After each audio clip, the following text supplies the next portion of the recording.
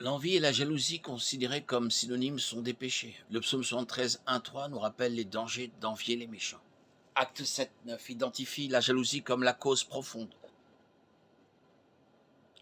des mauvais traitements infligés par les fils de Jacob à leur frère Joseph. Lorsque nous désirons ce que Dieu ne nous a pas donné, notre cœur s'endurcit envers lui. L'envie ou la jalousie peuvent nous aveugler à la réalité et nous faire croire aux mensonges, comme Ève l'a fait.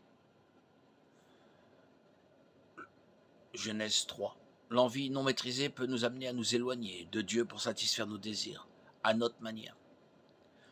La jalousie non maîtrisée peut nous amener à ressentir de l'amertume envers ceux que Dieu nous a appelés à aimer. Jean 13, 34, 1 Pierre 1, 22, Hébreux 12, 15. Veillez à ce que personne ne se prive de la grâce de Dieu, à ce qu'aucune racine d'amertume ne pousse et ne produise du trouble, et que plusieurs ne soient contaminés par elle. L'envie et la jalousie sont toutes deux dangereuses pour notre bien-être et pour notre fructuosité, pour le royaume de Dieu. Jean 15, 1, 8. Je suis le vrai cep et mon père le vigneron. Tout sarment qui est en moi et qui ne porte pas de fruit, il le retranche. Et tout sarment qui porte du fruit, il l'émonde, afin qu'il porte encore plus de fruits. Déjà, vous êtes purs à cause de la parole que je vous ai annoncée. Demeurez en moi et moi en vous. Comme le sarment ne peut de lui-même porter du fruit s'il ne demeure attaché au cep. Ainsi, vous ne pouvez non plus si vous ne demeurez en moi.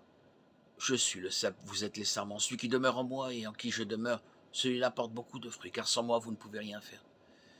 Si quelqu'un ne demeure pas en moi, il est jeté dehors comme le sarment et il sèche. Les sarments sont ramassés, jetés au feu et brûlent.